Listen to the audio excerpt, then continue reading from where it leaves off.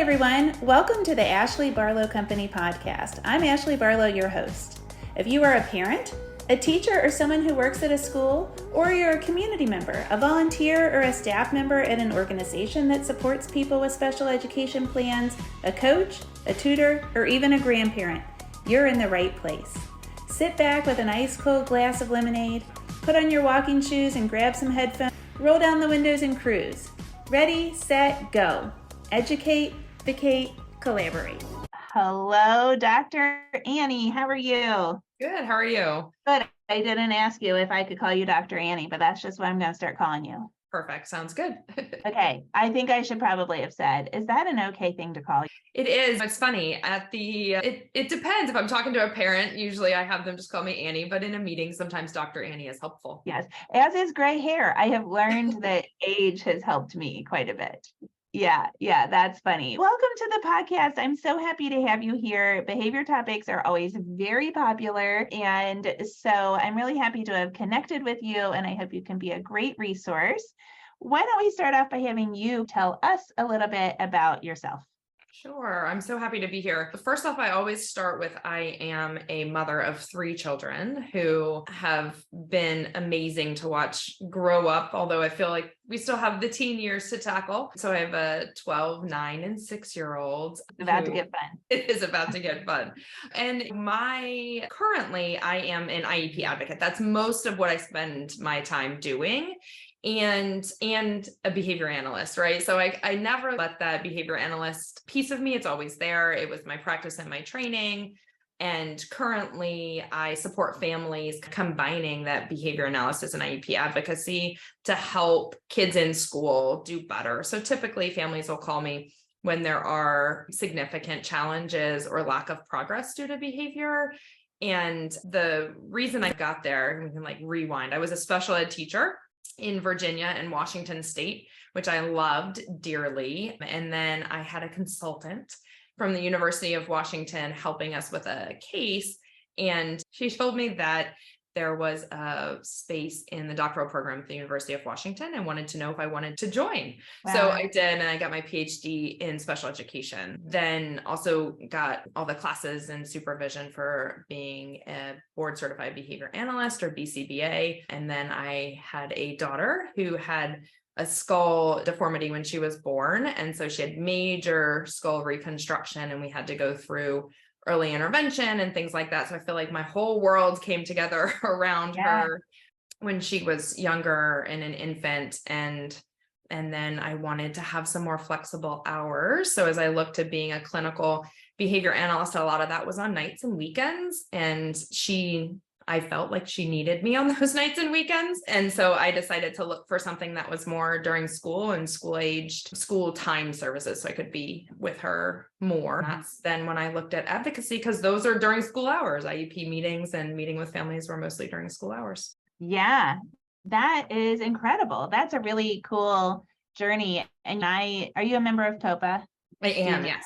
Yep. Yeah, so I know a lot of people through COPA, and I don't know a whole lot of people that took that path to advocate through behavior thing.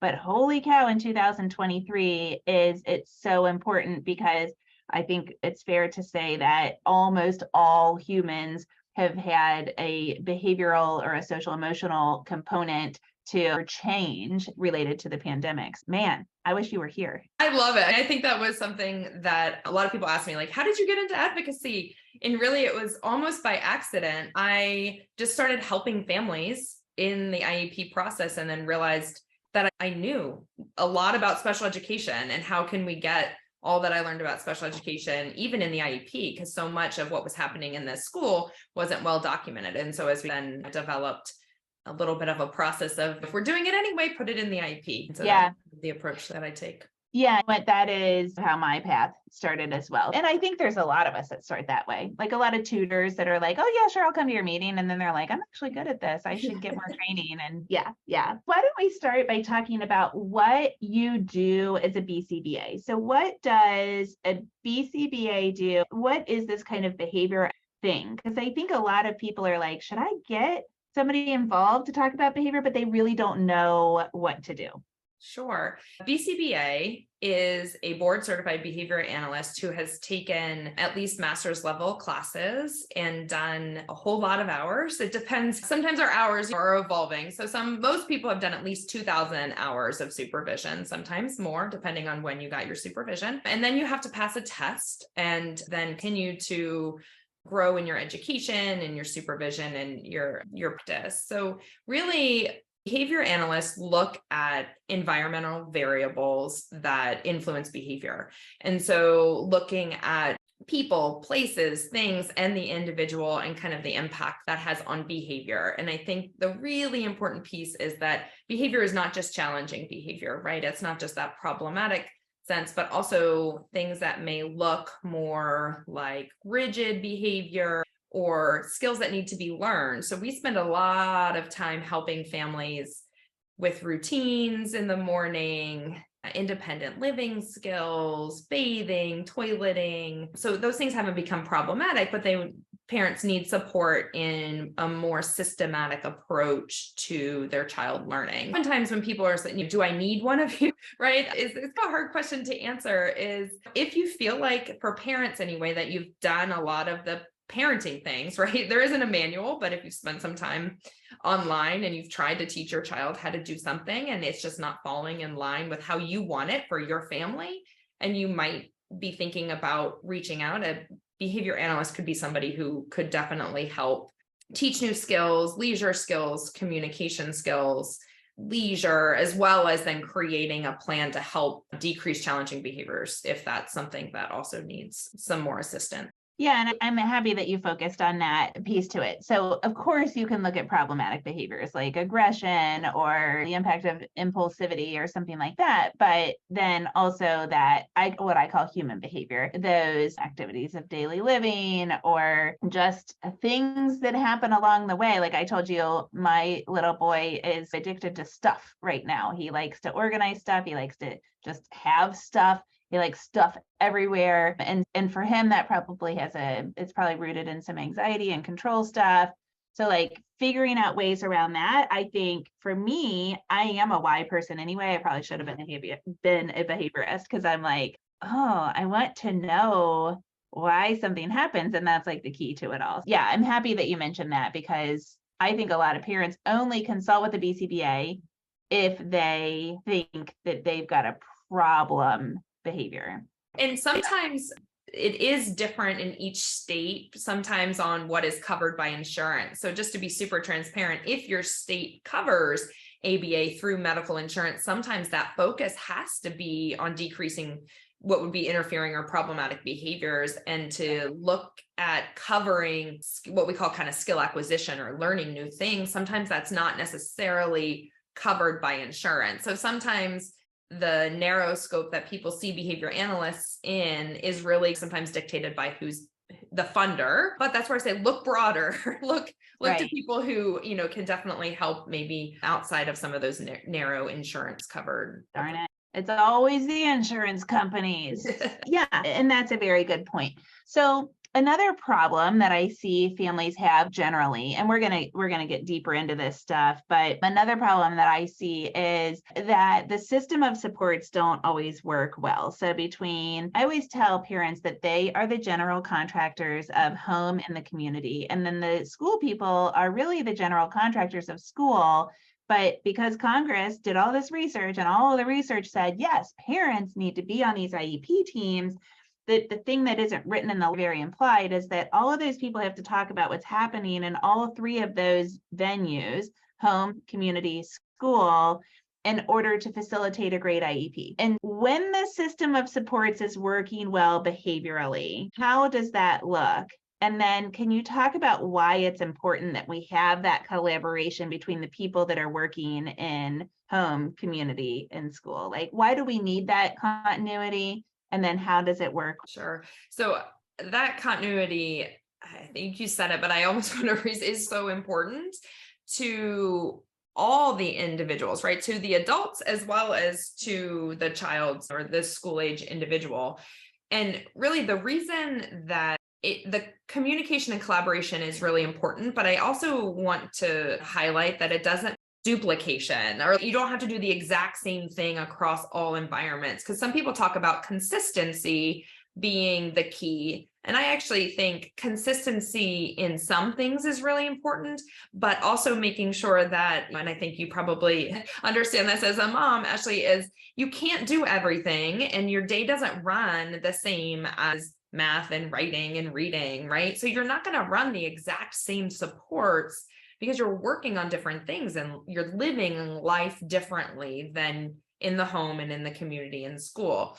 And that's important, right? If you only do well with structure, then you've got to know how to behave when there isn't as much structure. It's an important life skill. So yeah, I'm happy. Yeah. And I think making sure, and sometimes it means that the responsibility is on everybody, right? So like school, to say, oh, we need to help him learn how to communicate in unstructured environments. There's only so many unstructured environments that school can create to practice those opportunities. And so you can get to a certain point, but then it really is, okay, at home, if it's way less structured, what is that going to look like? And knowing that some tools in some of the less structured school setting may look like this, and translating that into the home. But then also even a more or less structured tends to be the community, right? Like how structured is walking through Target or the grocery store? What should that look like? And just making sure that consistency in approach, but not necessarily replicating everything across all environments.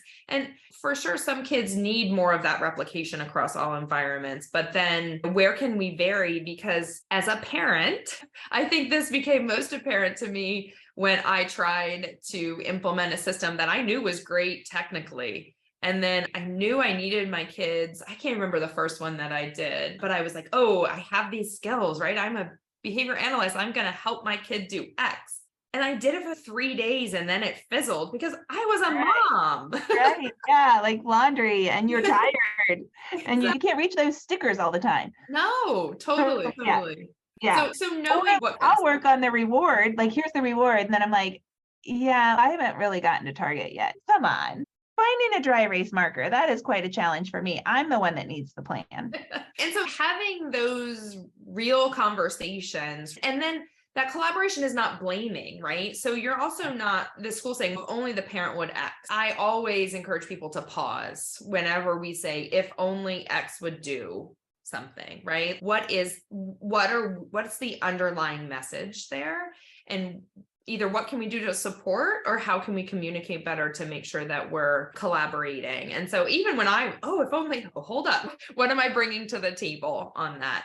So I do think that collaboration helps everybody stay on the same page. And there is so much research to support collaboration across environments, but also across professionals, right? So if you have outside mental health providers, physicians, nutritionists, behavior analysts, all of those people being able to give input, because human behavior is so complex and the human is so complex, that really having that multidisciplinary approach can be really helpful.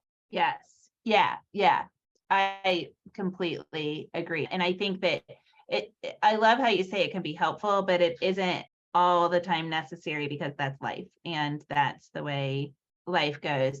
Let's talk about now. Listen, I've done probably 2 or 3 podcasts on the process of the FBA to the BIP. So we could talk for years about this, like there are entire college classes on this question. But generally speaking, how can BCBAs get involved in school for those problematic interfering behaviors, as well as for kind of those ADL kind of human behaviors, as I call them? And then what's that process look like as you walk through analyzing the behavior and then eventually developing them? Sure. So I think it does depend on where that behavior analyst is oriented in the team. So some school districts have behavior analysts that are a part of their team, and some have them as part of the district, right? So you have to request them. So knowing your resources within your district or within your school is really important to know whether or not, quote unquote, you need one, right? I think, and I'll talk about maybe how to think about that in just a second.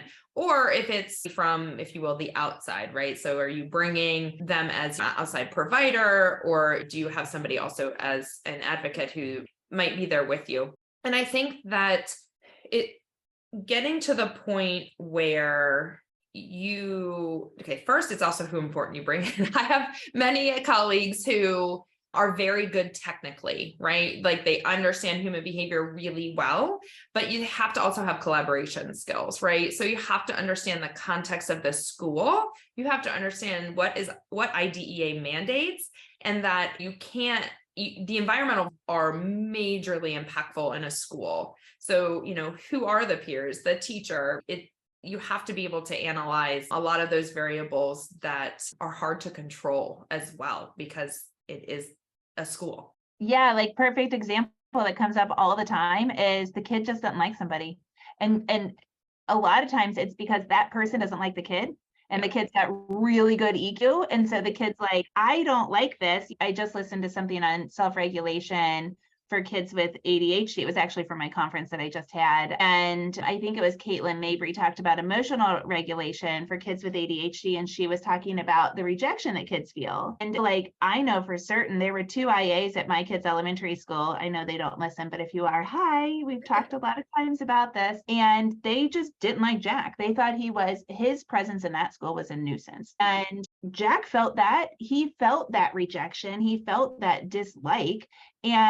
But that's like something you can't control, right? Because I can't say fire these people because Jack doesn't like them because they don't like Jack. So some things are not controllable. And I see that a lot, don't you? Oh, yes, a lot. Also things, sometimes peers too, right? So sometimes it is the adults and the peers, and I have a classroom that gets really hot, right? And like the whole building is not hot, but one side of the classroom is hot. So the kid doesn't like to be hot, right? So there's all these pieces that really we can't control. And so we have to learn to take data on them and analyze them as part of the FBA. And I think that's where, when you look at an FBA, say it's already been done and you're looking at it as a parent and it just feels so general, I think that sometimes that's when behavior analysts might be helpful in that scenario to break down the details a little bit more. I also want to be super clear. We have amazing colleagues who do FBAs in the school systems as well. So the end all be all is not having a behavior analyst on your team. School psychologists, social workers, special educators definitely are all trained and able to do FBAs. And I think that I just want to make sure that it's not, oh, I've won some golden ticket by having a behavior analyst help me with my FBA. But we are trained a little bit differently. So really breaking things down and analyzing sometimes micro details to help them know what can we change. And so I think that if you look at it, it just seems, given a demand, that's oftentimes what I see on FBAs. Whoa, there's lots of kinds of demands. Are we talking about social? Are we talking about academics? And we can break down those academics. Is it writing? Is it answering, right? Like, we have to then really get into what I call the nitty gritty, which is not technical, but then we can come up with a way to support the student that is helpful, but not overbearing. So when we come up with a behavior plan, if the only FBA piece of information we have is given a demand, the intervention is supposed to match given a demand. That's all day long. But if we know it was given a written right, then we can match an intervention to the writing demand. So keeping the interventions only as minimal as necessary, but still supporting. So I think that sometimes when plans look so general and things still maybe aren't going in the right direction, or you want to look at decreasing supports or changing support, sometimes bringing a behavior analyst in to help possibly reanalyze the data. But oftentimes what I see is there might need to be just a little bit, not a lot, not a full another round of, everybody likes to say 60 days of data collection. You really only need to collect data as long as until the data tell you a pattern. So sometimes that can just be a couple weeks depending on the frequency of the behavior. So sometimes we have to collect a little bit more data to refine the FBA. Yeah. And I love how collaborative your answer was, because that's what we're all about here. And I think that kind of leads into the next question of, regardless of how collaborative your spirit is, from time to time, school people are simply intimidated. So a family says, I want to bring in my private BCBA, or I would like to hire someone to come in as an expert, basically to help, to consult with the team and to look. And I know you work collaboratively with school districts all the time, but I'm certain that from time to time, you've got a district that's hesitant What can families do to, I'm sure the answer is rooted in that collaboration that you just built the foundation for. So how can families build that collaborative spirit so that districts understand that what they're really looking for is an ability to support the district? Is that the right way to ask that question? Yeah, no, I think it's a great question. I think the answer is difficult is I do think it's about approach and language often, right? So I think being transparent that you're not hiding anything, you're not trying to get X or Y, that you are really there about collaborative problem solving. And to understand, I often ask, like, why the hesitancy? Is it me? Have you heard something bad about me? Because let me address that with you. Or is it other behavior analysts? Like maybe you have heard bad things about my field, right? Is it about advocacy? Is it about somebody from the outside? Tell me where this is coming from so that I can give you more information. I might not change your mind, but at least I could give you more information around who I am, what I'm coming to do, or those kinds of things. So I think I also help support families in introducing me to the school so that it's in writing and I'm on that email to start that initial communication right away, and just saying we've hired them, if that's the case. We've hired Dr. Annie to help us understand what's going on in school, and we would like this collaboration to be from all sides. Can she talk to people? And also I think knowing what the district's policies are, and as an outside person trying to stay within those policies. So like some districts have no observers twice a quarter, which I know. So then it's just knowing when to push, right? When we need to, if we're doing an IE, or if this is just looking at what's already happening, and communication and just being transparent about that, right? I'm not going to come in and ask your teachers to completely change what they're doing. And that's not my approach. I do think being transparent about what you think the outcome is going to be, or how you're going to give that input, is helpful. So I want to come in and do an observation. If the teachers were open to it, I think this data sheet might be helpful for a week. And then hopefully at the end, I will give you a page of recommendations based on all of the factors. So like, what do they want? And oftentimes I find that the teachers and the staff really do want the support. And so finding out what kind of support do they want is helpful. It's not always super agreeable at the beginning, but I do think over the process with direct communication, it can get there.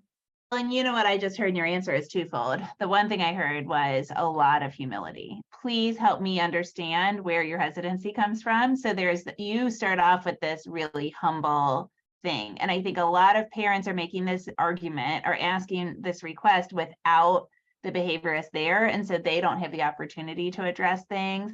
The other thing I heard that parents, I think, make a mistake doing all the time is parents go in with examples of things that the behaviorist has given them from home. So they give them they go in with a picture of their visual schedule or a binder of visual schedules and first then charts and whatever. Sometimes the parents even describe the way they're implemented incorrectly. And like first a task and then a task instead of first a task and then a reward or whatever it is. A lot of times they're describing things that the school's already doing, things that are like behavior, not even 101, like behavior 58. And you're like, yeah, I'm already doing that. And then you can't describe that like spirit of the human that can come in and help us collaborate. And schools, I think, look at people wanting to bring in their BCBAs as a security blanket. And they're like, yeah, we already got it. We've been doing first then and we do it correctly. So yeah, I totally agree that your approach is effective. And when people take that approach, it has worked in my experience as well. Yeah. And I think also, right, we started the conversation of just knowing that sometimes what works at home is not what should work or happen at school. But why does it work at home? And if there's a similar situation, brainstorming and problem solving, if a first then works, then maybe even a verbal first then might work at school. So, when and how are they using it and things like that. So I think that translation from even the science and what's working at home into what's happening in the schools is just really important conversation to have. Yeah, like one success story, a big aha moment. Like I've been trying this and this, and Dr. Annie came in, she was in my house 5 minutes, and she said, "What about if we did this?" And, my God, I went to the bathroom or whatever it is, and you're like, she's good. So I completely agree. Okay, so you're going to be speaking at Techniques for Success, which is a conference that's being put on with the National Down Syndrome Congress and 3 different Down Syndrome associations in the state of Maryland. It's held in Ellicott City on February 11th. Tell us what you're going to be talking about. Sure. So I am really excited to be talking about basically the intersection of executive functioning and behavior, and then the practical in-home supports that parents can put in place to help with both executive function and behavior and how they interact with each other. But I think probably what parents can tell from hopefully this conversation is I don't want to show up and say, do this one intervention if this is what's happening at home, because really, truly, it has to fit into your family context. And it is coming together. The presentation is written, but I always continue to change it along the way, is to really give parents those reflective questions they can ask themselves on, okay, I need a visual, but what works for me for the morning routine, or what works for me for getting in the car? How can I make things more predictable? How can I make things more visual and things like that? So I think really having parents have the time, and parents and professionals, I know lots of other people attend, but thinking about parents applying some of these pieces without feeling like it has to happen all the time across all the days, because I bring that to the table as a parent. I would say the only thing is they get food every day and love. And besides that, things are able. Sometimes Griffin Barlow says, Mom had a baby and forgot to feed it. And then you get hungry. You know, when everybody eats at a different time in your house, then he'll be home for a while and he's, can I have some dinner? And I'm like, oh, yes, your dinner's in the fridge. Yes. And so he'll say, you had a baby and forgot to feed it. Like he's tattling at me. And he always calls the baby it, which makes it funny. And just to add to that, because we emailed back and forth a couple of times about this topic, because I'm like, this is what I'm seeing in my practice. This is what the leaders are seeing, the leaders of those Down syndrome affiliates in Maryland are seeing post-pandemic, really specifically, but then a lot particularly in pubescent kids with Down syndrome. We start to see that executive functioning start to get in the way. And lots of kids with ADHD, I think, struggle with that as well. You and I both agree that if we can really support those executive functions, then we can get to a place where we've got children that an inclusive environment is far more accessible to them, because they can, I don't want to say keep up, because I don't think that's super respectful to them, but they can access their environment with far more ease because they have different systems in place. Absolutely. And I think about prepubescents, just in general, having one myself, the ability to make their own decisions. Right. And so with executive functioning deficits being planning, right? One major piece of planning. And so how can we provide the opportunities and the time for that planning, which is when kids gain so much confidence? Is I look at sometimes choice making as a really good strategy to get buy-in and cooperation. But then when you can just tweak it to actually planning of, step by step, this is what they're going to do, or this is how it's going to go, it really creates that support in executive functioning. And I think the control piece of being in charge and self-determination, and there's just so many amazing things that if you're tweaking it about things like what you're wearing, but how do you plan what to wear? You have to know that you need a bottom and a top and an underwear and a socks. Okay, so I've got a question about this. Somebody just emailed me and asked me this, and I struggle with this too. I just did a whole podcast for the University of Cincinnati's special education program on self-determination. It'll be released soon. Lovely. And yeah, it's great. Oh my gosh. The 2 professors, Catherine Doyle and Christine Carnahan, are like absolutely incredible people. And they have their entire post-secondary program founded in the principles of self-determination. It's wonderful. Lovely. But this woman wrote me yesterday, and she has a pubescent, I would assume, based on this child's age, child with Down syndrome, very similar to mine. And I asked Dr. Katie and Dr. Christy about this too. This is off script too, Dr. Ian. That's all right. I'll take it. So get ready for it. Like you talked about buy-in. So at what point how does that intersect with Mother Knows Best? Like, I know that you have to have a sport. You have to do something. If Jack was left to his own devices, he would be in this house and he would be stacking and unstacking magnetiles. He would be taking spools of thread and winding them around all the furniture. We would go to 3 restaurants with regularity. He would have 75 scoops of ice cream every day. Can he lead a self-determined life? Oh yeah, he knows what he wants. But is it healthy? No. So I've shifted my focus, and I don't know if this is the answer, but I, as a parent, have shifted my focus a lot to the why. Like, why is it important to have to participate in lifelong sports? Why is it important to have friends and to leave our house and to go to different kinds of restaurants and that kind of thing? This mom wrote me and said, at what point do I just give in and let him win, essentially? So like, how do we marry self-determination, mother knows best, or in other words, get their buy-in to do that stuff? Yeah, I think this comes up probably for all parents, right? So yeah,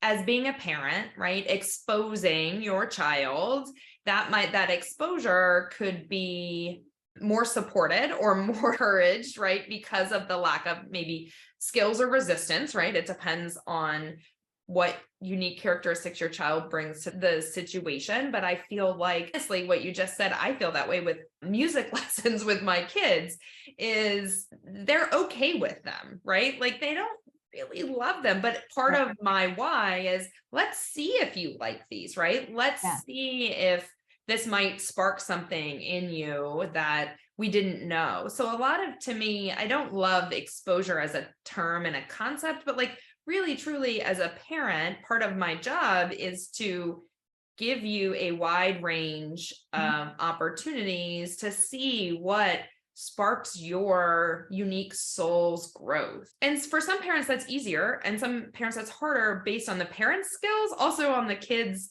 unique characteristics as well. So I also look at this in truly ages and stages of your life, right? Yeah. If you need to quote unquote give in for the next 6 months because something tells you that that's where you need to be as a parent, then stop it for 6 months. Yeah. I think to me, I would be super inspired by that parent's question, in that they pause to stop and think about it. The pause and saying, okay, why is this important? Should I just give in? If that is what your family needs, what you need, your mental health, your work, your life, whatever the balance is, if that's what you need to do for this age and stage of life, whatever that is, then that's where you are. It might be hard to come out of that, because sometimes making that change can be hard. That's good. Yeah, I think that is true. Like, we should stop and say, wow, that's very aware of you to be asking that question, because you're looking at fostering self-determination while also acknowledging that you're raising somebody that, if they have typical development, they would still be under your care and control largely at the age of 15. So I'm always like, this is a teacher-led household. Yeah. Mama said it, so that's what you're gonna do. Right, you would still be like, if your 15-year-old joined basketball and then quit, you would probably be like, no, we're going, right? Right. End of the season or something. And you got to do something. You got to do something, because it's not healthy. But with Jack, I feel like when you started talking about getting dressed is when he'd be like, I don't want to wear a shirt. I don't like shirts. That shirt's stupid. That shirt is, and then he would say dumbass. And then it would be like, well, now we got a behavior. Now we have a problematic behavior because we've said dumbass. And I also have to teach him why he has to wear a GD shirt to leave the house. Escalates. Or like, you can't wear your Spider-Man costume to middle school. It's weird. And so I feel like there's all this, for me at least, of the importance of doing certain things. And if you want to wear a Spider-Man costume to school, that's fine. I don't care. Like, I really don't care. But you must do a sport because it's healthy for your body. And one of the things that we teach Jack is he really likes ice cream. So you can't have ice cream every day. So we say ice cream is a treat. And if you have too much ice cream, it'll make you fat. And if you get fat, you will be unhealthy. And so Dr. Schott says that you don't breathe very well if you are too fat. And he'll say, I know. Okay. And then you'll say, are we going to have ice cream today after dinner? Yes. And you're like, okay, then fine. I guess you can have some ice cream. That's your self-determination. I don't care if I'm fat. I don't care if my apnea is bad. Just give me the damn ice cream. Yeah. Real life mom situations, real life caregiver situations, and then pushing them. And there is a balance that shifts. I think that just making sure that those decisions, as much as possible, right? But that as much as possible, I think is kind of what feels great sometimes, but truly as much as possible, right? Like you can't, I don't know if it's cold there, it's cold here today, right? Like you can't let him leave the house without a shirt for lots of reasons. Right. But also remembering that maybe you could let him leave the house without a shirt if you weren't going to school, or if you were just going to go drive through to pick up McDonald's or something like that, so that he can experience some of those natural occurrences of what happens when a decision he makes occurs. Yes. Oh yeah, we use a lot of natural consequence strategy here at the Barlow household. If you jump off that, you're gonna get hurt. Because otherwise, I would be sweating all the time. Yeah. Dr. Annie, tell everybody where they can find you. Yeah, for sure. So I have 2 different places that you can find me. My advocacy is at specialedguidance.com. And then I am also really excited. I've been for the past few years training other behavior and related service providers, because we did get a speech pathologist, to be advocates. So if that's something that people are interested in, that background as a related service provider is important because we're approaching things from a slightly different way. That is at iepadvocacytraining.com. Awesome. I didn't know that. That is great. Well, wonderful. Thank you so much for joining us here on the podcast. It's been such a pleasure. Yeah, thanks for having me. I will see you next week, same time, same place.